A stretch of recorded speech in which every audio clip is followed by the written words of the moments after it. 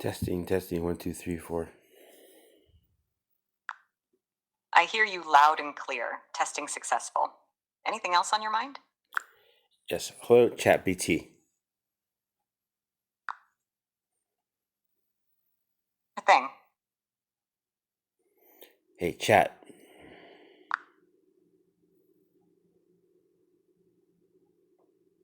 Hey, chat.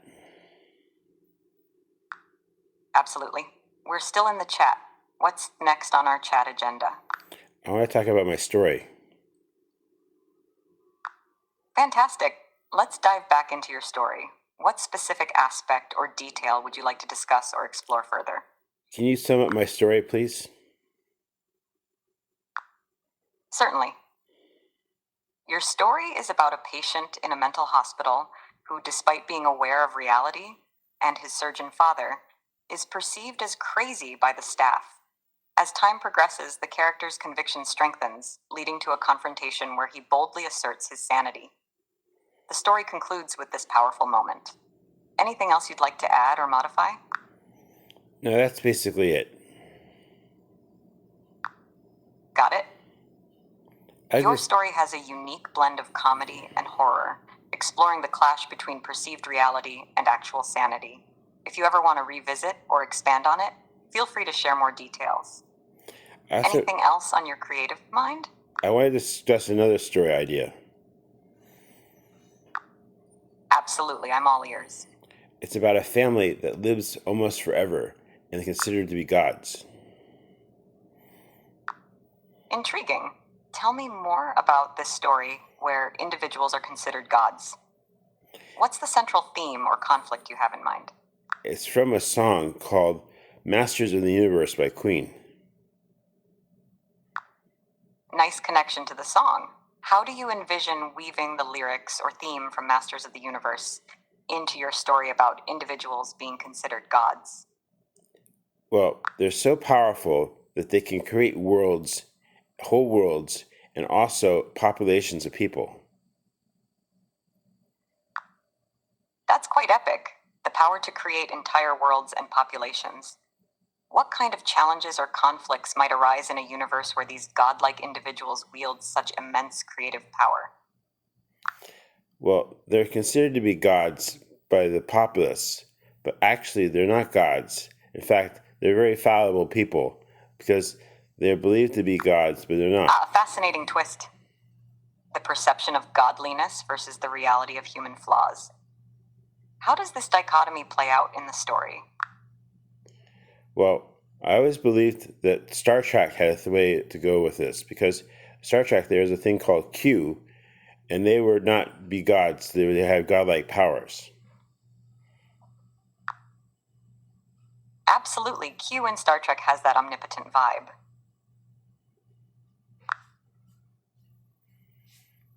Yes. Also, I have another story idea. I want to talk about throwing a cell phone back in time and actually creating a time loop where the past and future become one, and also where time has become a very powerful thing. That's a mind-bending concept. Tossing a cell phone back in time to create a time loop and merging past and future.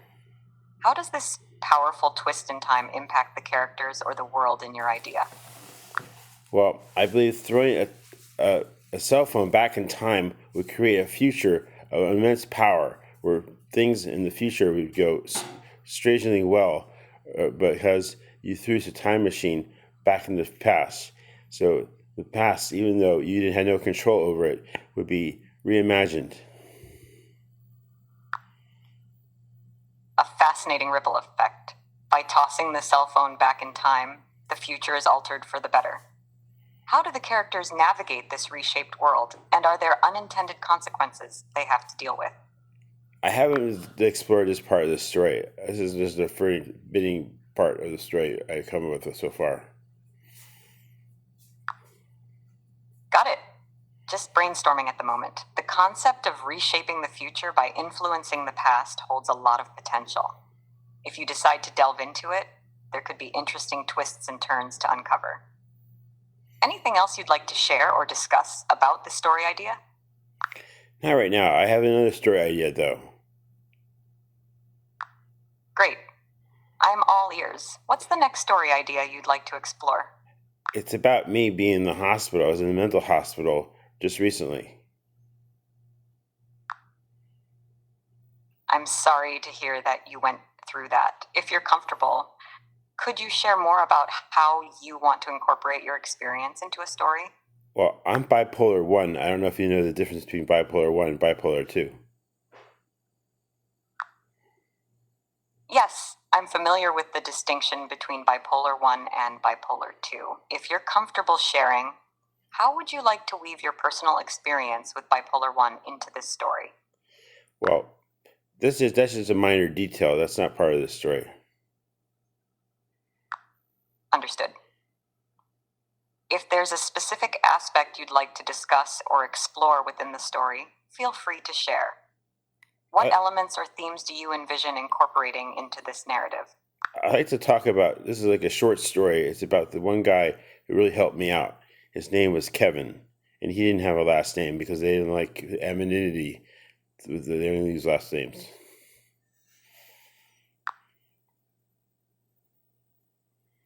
That sounds like a meaningful character.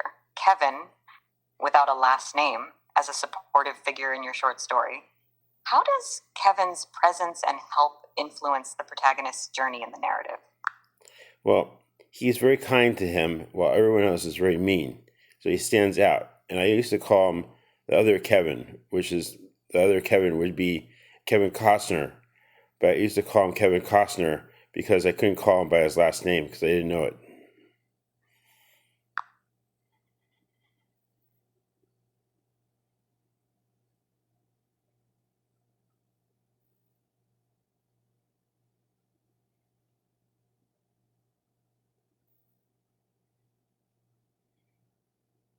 Ah, a nickname to distinguish him.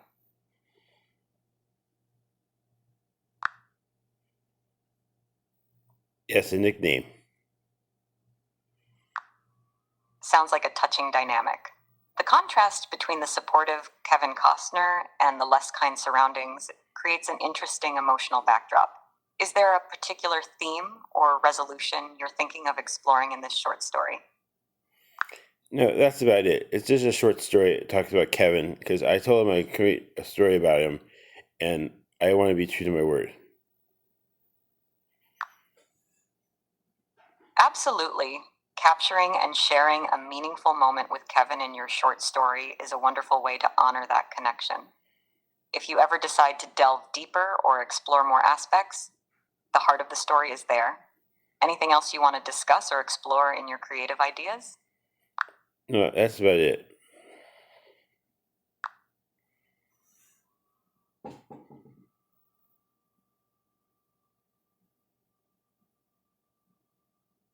Oh, also, I had an idea about a cookbook.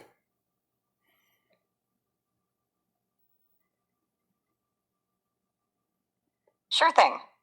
If inspiration strikes, or if you ever want to chat about anything else, feel free to reach out. Happy storytelling. In my cookbook, I talk about how the food was so bad at the facility that it was almost uneatable. It was unedible.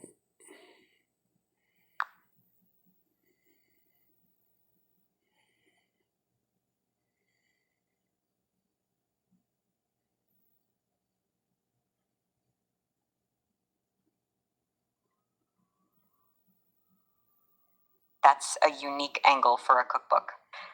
How do you plan to approach or share your experiences with the less than ideal food in the facility within the context of a cookbook? Well, I talked about how the food was so bad. I tried to make the food even better using my skill at 2 cooking schools. Turning a challenging situation into an opportunity for culinary creativity. How did your culinary skills enhance or transform the less than ideal facility food in your cookbook?